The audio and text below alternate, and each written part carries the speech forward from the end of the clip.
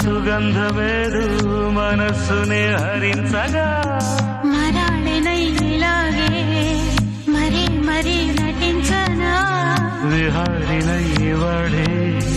దివి భువి స్పృశించనా గ్రహములు పాడిన పల్లవికి